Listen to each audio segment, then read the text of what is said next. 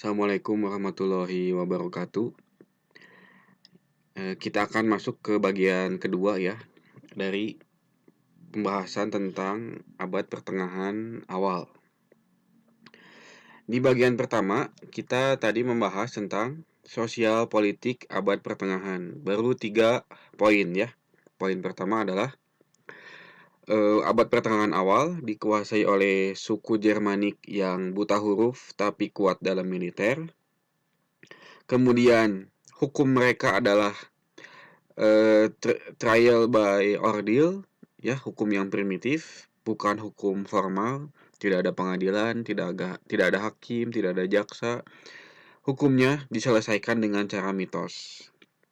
Dan kemudian oleh sejarawan Eropa, di poin ketiga ya, menurut sejarawan Eropa, abad pertengahan awal adalah disebutnya sebagai zaman The Dark Age atau masa kegelapan, karena banyak orang yang bodoh, buta huruf, tidak mengenal ilmu pengetahuan, hukumnya primitif, dan lain-lain. Ya, ini sosial politik, 3 poin sosial politik abad pertengahan awal. Kita lanjutkan. Poin ketiga, ini poin keempat. Di abad pertengahan awal, raja yang terkenal pada periode ini adalah namanya Raja Charlemagne. Ya, Raja Charlemagne dari Kekaisaran Romawi Suci, the Holy Roman Empire. Dia ini suku Jermanik ya, Raja Charlemagne ini. Nah, ini lukisan tentang Raja Charlemagne ya, dari Kekaisaran Romawi Suci, the Holy Roman Empire di Eropa Barat. Berarti Kristen Katolik ya. Eropa Barat Kristen Katolik, sedangkan Eropa Timurnya adalah Kristen Ortodoks Yunani.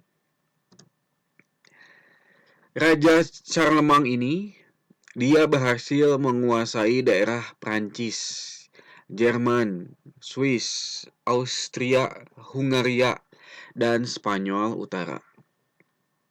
Ini daerah-daerah yang ditaklukkan oleh Raja Charlemagne ya ketika dia berkuasa.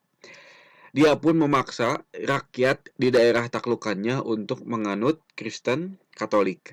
Jadi ketika dia berkuasa, menaklukkan banyak daerah, lalu daerah yang dia taklukkan apabila masih menganut agama pagan, menyembah banyak dewa, maka dipaksa untuk menganut agama Kristen, seperti agama resminya The Holy Roman Empire atau Kekaisaran Romawi Suci ya.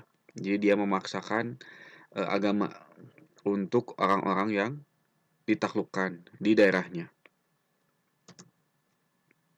Lalu membagi wilayah kekuasaannya menjadi 250 provinsi atau count yang dipimpin oleh seorang gubernur county.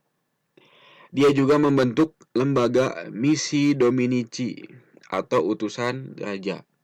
Tugasnya adalah mengawasi gubernur-gubernurnya agar tidak melakukan pemberontakan. Jadi dia melakukan pengawasan yang ketat ya, supaya jangan sampai bawahannya, yaitu gubernur-gubernurnya, melakukan pemberontakan kepada dia. Jadi bawahannya, anak buahnya, orang-orang yang dia kuasai, dia awasi ya, supaya tidak memberontak pada dirinya, karena wilayahnya itu sangat luas, hampir separuh Eropa Barat ya dia taklukkan, sampai ke Spanyol Utara.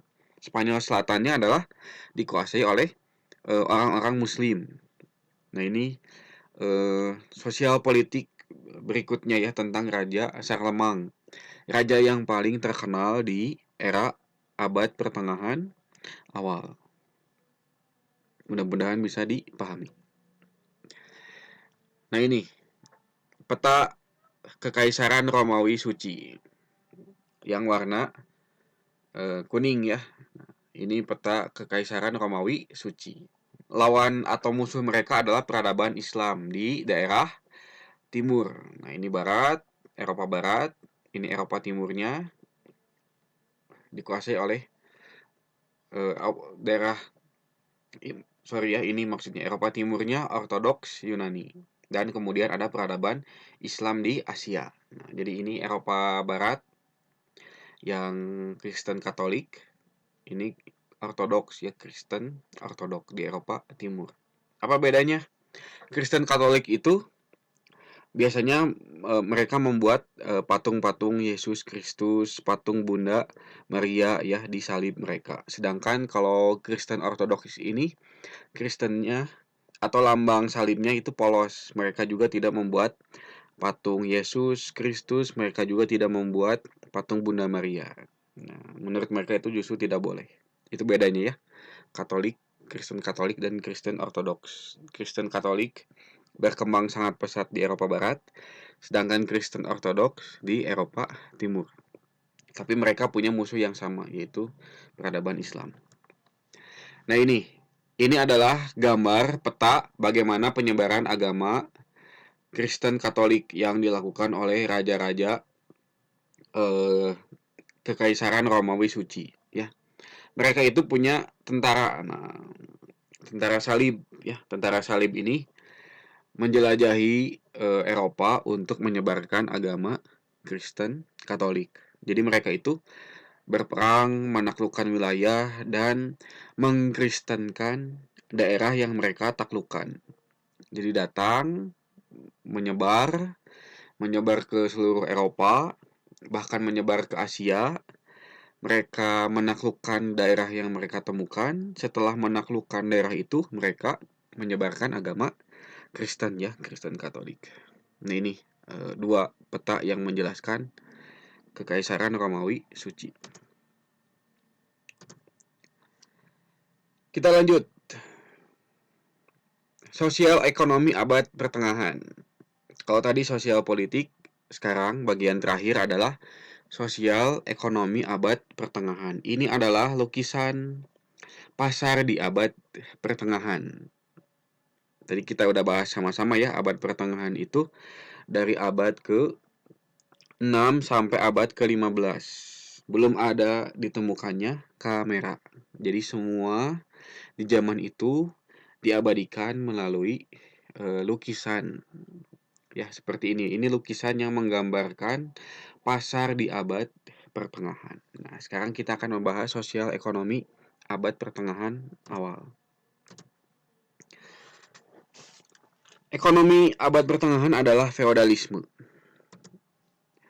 Feodalisme secara bahasa memiliki arti kata penguasaan hal-hal yang berkaitan dengan masalah kepemilikan tanah, khususnya yang terjadi di Eropa. Jadi, orang Eropa itu dianggap kaya kalau tanahnya luas dan banyak. Jadi banyak tuan-tuan tanah. Kalau tanahnya banyak, tanahnya luas, berarti dia orang yang kaya raya. Meskipun dia punya banyak uang, tapi kalau nggak punya tanah, berarti dia itu belum disebut orang kaya. Di abad pertengahan, orang kaya itu karena dia memiliki banyak tanah pertanian yang luas dan banyak. Nah, feodalisme menempatkan rakyat biasa hanya sebagai pelayan atau pekerja yang dibebani pajak atau serf ya, dan melayani para tuan tanah yaitu lord, bangsawan, dan klergi, rohaniawan. Jadi rakyat biasa mah hanya menjadi buruh tani untuk melayani tuan tanah. Siapa tuan tanahnya? Tuan tanahnya adalah bangsawan dan juga rohaniawan atau pendeta. Ya, jadi rakyat biasa mah hidup menderita. Mereka cuma jadi budak buruh tani yang melayani tuan tanah mereka, yaitu bangsawan dan juga rohaniawan. Kekayaan dan kesejahteraan dimiliki sepenuhnya oleh golongan bangsawan dan gereja. Rakyat tidak diberi jalan untuk bisa sejahtera. Jadi yang kaya raya adalah golongan bangsawan dan juga golongan rohaniawan. Apa wujud kekayaan mereka? Tanahnya banyak dan luas. Sedangkan rakyat biasa nggak punya tanah, mereka hanya menjadi buruh tani di tanah-tanah milik bangsawan dan juga pendeta. Jadi kemiskinan itu diwariskan ya dari anak dari bapak ke anak. Kalau dia budak ya, kalau dia rakyat biasa jadi kemiskinannya diwariskan dari orang tua ke anaknya karena rakyat tidak diberi jalan untuk bisa sejahtera. Ya ini feodalisme. Silahkan nanti kalian putar kembali ya video ini berkali-kali untuk bisa memahaminya. Dan tetap di rumah aja ya, jangan dulu jalan-jalan, jangan dulu nongkrong-nongkrong. Di masa pandemi COVID-19 ini, kita diam dulu di rumah. Nah, terakhir, kelas sosial ekonomi abad pertengahan. Secara sosial ekonomi. Secara kelas sosial yang paling tinggi adalah raja, kings and queens. Lalu, ini raja ya. Ini bangsawan dan juga pendeta. Ini yang paling tinggi, ini selanjutnya kasta kedua, golongan kedua. Ini golongan ketiga yaitu tentara. Nah, tentara ya knights. Kings and queen yang paling tinggi, nobles, bangsawan dan pendeta, knight atau ksatria dan rakyat biasa. Ini yang paling tinggi, ini yang paling rendah. Raja atau lord, pemilik tanah di semua wilayah kekuasaannya, menguasai militer, dianggap wakil Tuhan di dunia. Nah ini ya, kings, raja atau lord. Dia adalah pemilik tanah di semua tanah jajahannya. Kalau raja ini meninggal, dia punya pangeran untuk mewarisi kerajaannya. Yang kelas sosial yang kedua, nah ini ya, ada bangsawan dan gereja. Penasihat raja yang terdiri dari gubernur, count, dan rohaniawan, klergi. Nah, jadi ini golongan kedua, bangsawan dan gereja. Nah, ini mereka juga sangat kaya raya. Yang ketiga adalah tentara atau kenaik. Abdi setia pada bangsawan dan gereja.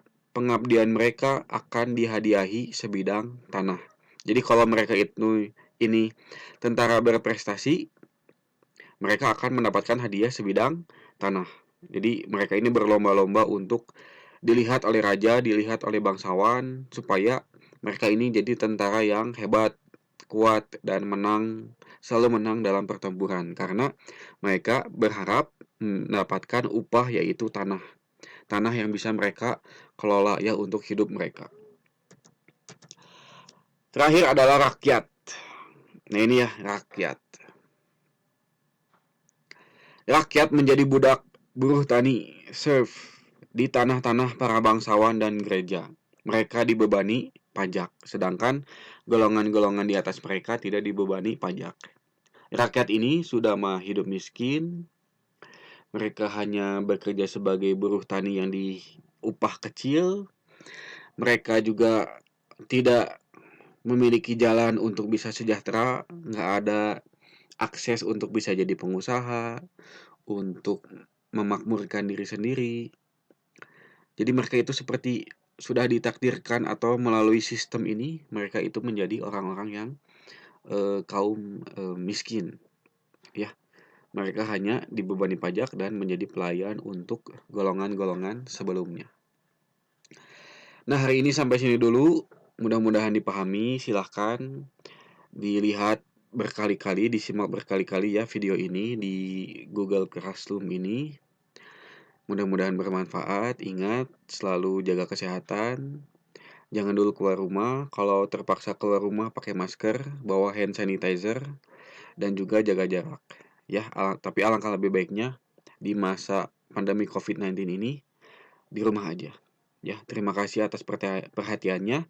Mohon maaf bila ada kesalahan. Terima kasih. Semoga bermanfaat. Assalamualaikum warahmatullahi wabarakatuh.